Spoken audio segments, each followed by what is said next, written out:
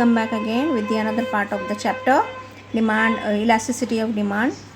Earlier we had finished with the two types of elasticity, that is income elasticity and cross elasticity. The third type of elasticity that we will be dealing today is price elasticity of demand, which is usually been asked for 8 marks, 4 marks and 2 marks. Like throughout the paper आपको कहीं ना कहीं इसका question ज़रूर आएगा, तो you have to learn it very carefully and without missing a single part of it to get to get covered. So here we have elasticity of price elasticity of demand with respect to the formula given, that is percentage change in quantity demanded upon percentage change in price. Now what does this mean? That you, if we are expanding this formula, so you will get to see that del q sorry del q upon q divided by del p upon p. Okay, that is del q upon q divided by del p upon p. This change means original and the new one, change and original and the new one. So we'll see this again here. इसको हम change करेंगे, हमारा left hand side जो है as it is हम लिखेंगे, division को हम मल्टीप्लाई करेंगे, p जो है हमारा denominator will go as a numerator and numerator will come up as a denominator. So with the help of this equation or with the help of this formula, we can measure elasticity of demand with respect to price. ठीक है? So there are 5 different types of price elasticity of demand. There are 5 different types of price elasticity of demand. I'll just show it to you in short. ठीक है?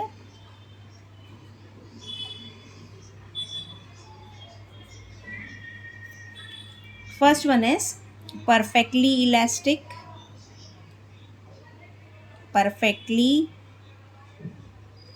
demand. Second is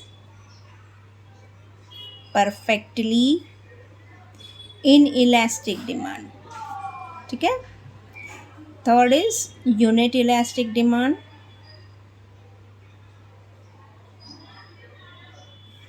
Fourth is relatively elastic demand. And the last one is relatively inelastic demand. ठीक है? So these are the 5 major types of price elasticity of demand. First is perfectly elastic demand, perfectly inelastic demand, unit elastic demand, relatively elastic demand and relatively inelastic demand. Each of these are being asked for 2 marks. Like 2 marks के लिए आपको ये question 2 marks के लिए ये question आपको आता है, like distinguish between these two, or for identify and explain the concept also you may get this. 2 questions होते हैं 2 marks के लिए, distinguish और for identify and explain. ठीक है, identify and explain the concept. इसके अलावा आपको ये पूरे के पूरे 5 टाइप्स जो हैं आपको लॉन्ग आंसर के लिए आते हैं. It may come for long answer type question. ठीक है, long answer type question, that is for 8 marks. ठीक है, okay. Otherwise short note to write on, like in दोनों 2 को लेगा, परफेक्टली इलास्टिक या perfectly inelastic. That way you may get to see this all through the paper. Anywhere in the question paper you will get to see this question. So this is very very important, very important question, very important question from the point of view of boards examination. ठीक है, so you cannot think of skipping it for any reason. You have to learn it right from the beginning till end. Okay, now let's see these different 5 types of price elasticity of demand in detail with the help of the diagram. So we will be beginning with the perfectly elastic and perfectly inelastic. Perfectly elastic demand and perfectly inelastic. ठीक है. So what does perfectly elastic demand tells you. इसके लिए आपको graph बनाना है. Graph paper आपको मिलेगा नहीं paper में, आपने खुद ये जो है single this answer paper itself you have to draw it. So you won't get a graph paper for drawing this diagram. Y axis and X axis. Y axis पर आप बताओगे प्राइस, ठीक है. एक्स एक्सेस पर आप बताओगे quantity demanded, quantity demanded, ठीक है. परफेक्टली इलास्टिक मीन्स के चाहे कुछ भी हो, आपका डिमांड जो है कंटिन्यूसली आगे चलता जाता है. It tells you that when a slight or zero change in the price brings about an infinite change in the quantity of a commodity, of that commodity, then it is called as perfectly elastic demand. ठीक है. सो यहाँ आप देखें, यहाँ अगर मैं price को जो है मार्क कर रही हूँ और एट दिस प्राइस हमारा demand goes on increasing, like यहाँ यहाँ यहाँ यहाँ जहाँ भी आप देखें आपका डिमांड बढ़ते ही चला जाता है. तो we can call this type of elasticity as perfectly elastic demand. और उसको हम सिम्बॉलिकली ऐसे लिख सकते हैं, E D is equal to infinity. Okay. और उसके बाद में आता है परफेक्टली इन इलास्टिक डिमांड, यानी कि यहाँ पर चाहे कुछ भी हो, चाहे प्राइस आपका कितना भी बढ़े या घटे, आपकी डिमांड जो है इट विल रिमेन सेम. तो this happens in case of necessary goods. ऐसी चीज़ें जिनको आप अवॉइड नहीं करते, जिसका कंजम्पशन आप अवॉइड नहीं कर सकते हो, in such situation demand will remain perfectly inelastic. मतलब वो किसी भी हाल में बदलने वाला नहीं है. डिमांड आपका किसी भी हाल में रिस्पॉन्स देने वाला नहीं है. Okay, demanded. So in this case your demand curve will B a vertical straight line parallel to y-axis indicating elasticity is equal to 0. Suppose at OP, अगर प्राइस हमारा OP है तो डिमांड विल रिमेन सेम. ये OQ है, ठीक है. Demand will remain same. अगर price हमारा बढ़ता है OP से OP1 तो भी डिमांड हमारा सेम रहेगा. OP से OP2 पर आता है, कम भी हो रहा है तो डिमांड हमारा सेम रहेगा. ठीक है. सो यहाँ आप देखें परफेक्टली इलास्टिक डिमांड, जहाँ पर demand curve is parallel to X axis indicating infinite change in demand. So whatever may be the price, demand will go on increasing. Okay. And your in this case demand curve will be vertical straight line parallel to Y axis and your demand will be equal to 0. यहाँ पर demand will remain same. Demand will not change with respect to any change, any rise और fall in price.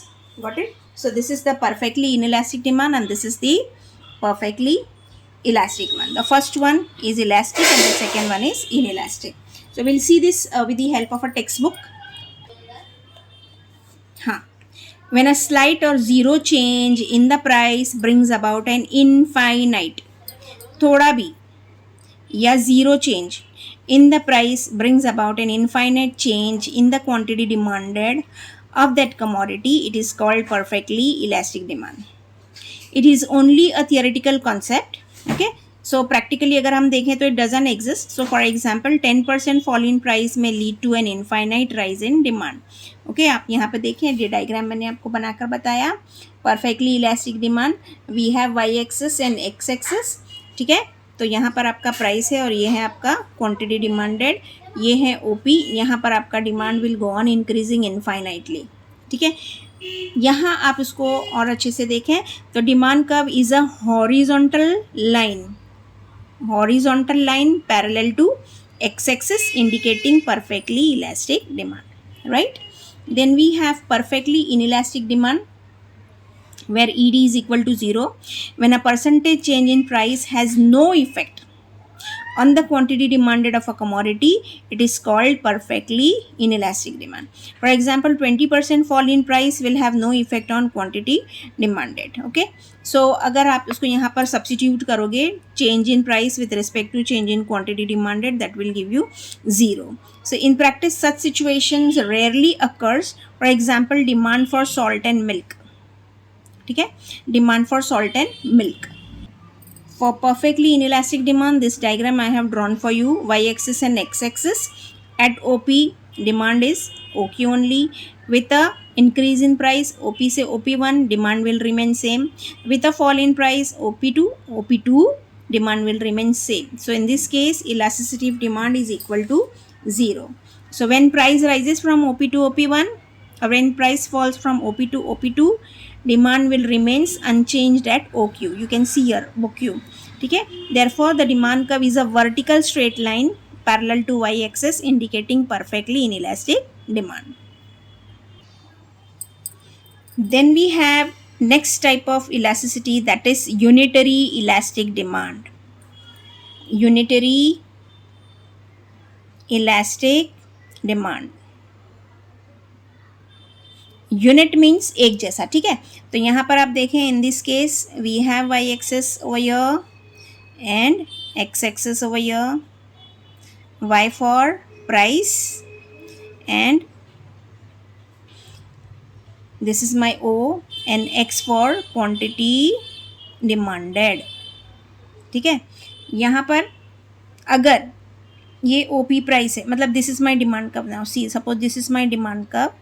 ठीक है, so at OP, this is my OP, my demand will be here at OQ. ठीक है, and with a fall in price from OP to OP1, यहाँ अगर आता है OP1 तो मेरा डिमांड जो है वो बढ़ जाएगा OQ से OQ1. तो आप यू शुड सी दैट कि जो मेरे बॉक्सेस बन रहे हैं it should go in a proper manner. In this case, demand curve is sloping downward, opposite demand curve slopes downwards, and elasticity of demand is equal to 1. The slope of a demand curve is rectangular hyperbole. These are the rectangles which they gives you the rectangular hyperbole of a situation. Okay, so यहाँ पर when a percentage change in price, 10% change in price will bring 10% change in quantity demanded. दोनों exactly जाएंगे. अगर 20% change हो रहा है तो 20% change in quantity demanded. So in this case ये दोनों जो है similar जा रहे हैं. So here you can see that this is giving you elasticity equal to 1. ठीक है. Now we have fourth type of elasticity, that is relatively elastic demand. This is my y and this is my x. y-axis and x-axis, price and quantity demanded, this is my O. ठीक है, तो अगर when a percentage change in price leads to more than proportionate, in this case more than proportionate, ठीक है, more than proportionate change in quantity demanded, then demand is said to be what type of it is? It is relatively elastic demand. ठीक है, अगर change जो आ रहा है वो मोर than proportionate रहेगा तो वहाँ पर हमारी इलास्टिसिटी जो है वो क्या होगी? Relatively elastic. आप देखें यहाँ पर मैं आपको बना करके बता रही हूँ. यहाँ पर इनिशियली OP पर हमारा क्वांटिटी डिमांडेड था OQ. ठीक है, अब प्राइस फॉल हो रहा है एट OP1 तो मेरा क्वांटिटी डिमांडेड हो जाएगा यहाँ OQ1. तो ये आप देखिए ये कितना डिफरेंस है ये दोनों में, आप देख सकते हो दोनों में कितना डिफरेंस है. This is my demand curve DD. ठीक है, तो ये अगर मेरा 5% चेंज हो रहा है प्राइस तो quantity demanded is increasing by 10%. तो मोर देन प्रोपोर्शनेट, 5 से ज़्यादा 10 या 15 भी आप ले सकते हो. तो you can just imagine that अगर 5% चेंज आ रहा है इन प्राइस तो 15% change is taking place in quantity demanded, more than proportionate change in quantity demanded. And symbolically you can write it as ED is greater than 1. Another, the last type of elasticity is fourth one. This is the fifth one, relatively inelastic demand. ठीक है, यहाँ आप देखें हमारा Y axis and X axis, Y axis and X axis, price and quantity demanded, this is my O. ठीक है, in this case this is my this one is the curve which is like when price falls from OP to OP1, OP to OP1, demand increases from OQ to OQ1. In this case the slope of the demand curve is flatter, the slope of the demand curve is flatter. And यहाँ पर हम बना रहे हैं एक demand curve which is a steeper one. पहले हम demand curve बना देंगे स्टीप, पतला सा स्टीपर डिमांड कर्व। ये है पहला OP। ठीक है, at OP my demand is here, this is my DD curve. ठीक है, और with a fall in price से यहाँ पर somewhere here OP1 quantity demanded जो है मेरी सिर्फ इतनी से रिस्पॉन्स करेगी OQ1 पे। ठीक है, आप देखिए यहाँ पर 15% अगर चेंज हो रहा है प्राइस तो क्वांटिटी डिमांडेड कितना हो रहा है OQ1, OQ1। तो यहाँ पर क्या था, मोर देन प्रोपोर्शनेट चेंज था, यहाँ पर लेस देन प्रोपोर्शनेट चेंज। ठीक है, और दूसरे यहाँ पर आपका elasticity of demand will be less than 1, और जो हमारा slope of the demand curve है वो क्या है, स्टीपर है। ठीक है, ये हो गए हमारे 5 different types of elasticity, price elasticity of demand which is very very important, you have to remember this. हाँ, and you have to learn it by heart because कहीं पर भी आपको जो है ये 5 टाइप्स ऑफ प्राइस इलास्टिसिटी आ सकते हैं। तो इन अ नटशेल में अगर आपको इसको बताऊं तो आपको इसमें जो चीज़ें याद रखनी है वो तो है, आपको सिंबल्स याद रखने हैं, दूसरे slope of the demand curve क्या है वो याद रखना है, और चेंज जिस वजह से ये डिमांड कर्व बन रहे हैं, परफेक्टली इलास्टिक क्यों बन रहा है, परफेक्टली इनइलास्टिक क्यों बन रहा है, और आपका यूनिटरी इलास्टिक क्यों बन रहा है, रिलेटिवली इलास्टिक, रिलेटिवली इनइलास्टिक क्यों बन रहा है, वो आपको ध्यान में रखना है। ठीक है, तो I am giving you that in short now. Let's see, I have summarise this price elasticity of demand. जब हम परफेक्टली इलास्टिक डिमांड कर्व बनाने जाएंगे तो हमें याद रखना है कि इसका सिंबल क्या है, elasticity is equal to infinity. ठीक है, इसका डिमांड कर्व जो बनेगा वो होगा horizontal straight line which is going to be parallel to X axis. ठीक है, और ये जो चेंज आ रहा है in a demand, it is because of slight या ज़ीरो चेंज, अगर थोड़ा सा भी या ज़ीरो चेंज भी हो रहा है in price, that will bring infinite change in demand. इसलिए हमारा डिमांड कर्व कैसे बन रहा है, इन शॉर्ट देखें इस तरह का। ठीक है, इस तरह का हमारा डिमांड कर्व बन रहा है, ये है हमारा DD। Then second one is perfectly inelastic demand. यहाँ पर आपको सिंबल याद रखना है, परफेक्टली इनइलास्टिक का सिंबल है ED इज इक्वल टू 0। यहाँ पर हमारा डिमांड कर्व जो होगा vertical straight line parallel to X axis. I am just drawing a small diagram for you in short. ये हुआ आपका वाई एक्सिस से पैरेलल हमारा डिमांड कर्व, ये था हमारा एक्स एक्सिस से पैरेलल डिमांड कर्व। ठीक है, तो यहाँ आप देखें हमारा यहाँ पर डिमांड कर्व जो होगा वो होगा vertical straight line parallel to Y axis. ये क्यों होता है, it is because when percentage change in price it has no effect, you can see that it has no effect on quantity demanded, हमारा quantity demanded will remain as it is। ठीक है, ये 3 points आप अच्छे से याद रखोगे तो आपको डायग्राम बनाने में आसानी होगी। Then we have unit elastic demand. This is our third type of elasticity, that is unit elastic demand. यहाँ पर आपका सिंबल होगा ED is equal to 1। यहाँ आपका डिमांड कर्व जो है वो है रेक्टेंगुलर हाइपरबोल। यहाँ मैं आपको बना करके बता दूँ इन रफ, ये देखिए इस तरह से आपका डिमांड कर्व बनेगा जो कि आपको ऐसे स्क्वायर्स, इस तरह से पर्टिकुलर स्क्वायर्स आपको बना कर देगा। तो ये होगा आपका रेक्टेंगुलर हाइपरबोल। और यहाँ पर when percentage change in price leads to proportionate change in quantity demanded, दोनों सेम जाएंगे। ये 5% है तो ये भी 5% ही बढ़ेगा। ठीक है, then fourth one is our relatively elastic demand. यहाँ पर हमारा सिंबल जो होगा वो होगा elasticity. E D is greater than 1. Demand curve का जो शेप है वो हमारा फ्लैटर स्लोप होगा. और यहाँ पर चेंज जो आ रहा है डिमांड में वो होगा मोर देन प्रोपोर्शनेट. यानी इस तरह से आप डिमांड कर्व बनाओगे. ठीक है, ये मेरा डिमांड कर्व फ्लैटर है, फ्लैटर डिमांड कर्व. पहले ये है ओपी और ये हो गया मेरा बड़ा. ये हिस्सा देखिए आप ज़्यादा है और ये हिस्सा हमारा कम है. यहाँ P से P1 आ रहा है और ये Q से Q1. तो it is more than, you can see that more than proportionate change in quantity demanded due to a slight change in price. ठीक है. The last type is relatively inelastic. इसका symbol है E D is less than 1. In this case हमारा demand कब होगा steeper slope. यहाँ पर flatter slope है, यहाँ पर हमारे डिमांड कर्व का स्लोप है स्टीपर. इस तरह पहले आप बनाओगे डिमांड कर्व. ये है ओपी और यहाँ हम बना रहे हैं ओपी पर इतना ही डिमांड था, ओक्यू, और with a fall in price OP से OP1 आने के बाद मेरा डिमांड सिर्फ इतना सा ही बढ़ा. ठीक है, तो स्टीपर स्लोप है ये स्लोप जो आप देख रहे हो, इसको कहते हैं स्टीपर स्लोप. और यहाँ पर डिमांड चेंज हो रहा है लेस देन प्रोपोर्शनेट. यहाँ हमारा अगर 10% फॉल हो रहा है तो ये सिर्फ 2% या 2.5% चेंज यहाँ पर आएगा. So these are the 5 different types of price elasticity of demand. Very very important to learn and very very important from the point of view of examination, right? So I'm stopping here for this lecture now. If you have any queries you can ask me through your comments. I will try to clear it out as with my availability. Okay, so thanks for listening. So this is my second part of price elasticity of demand. This is the second part or second lecture for the price elasticity of demand.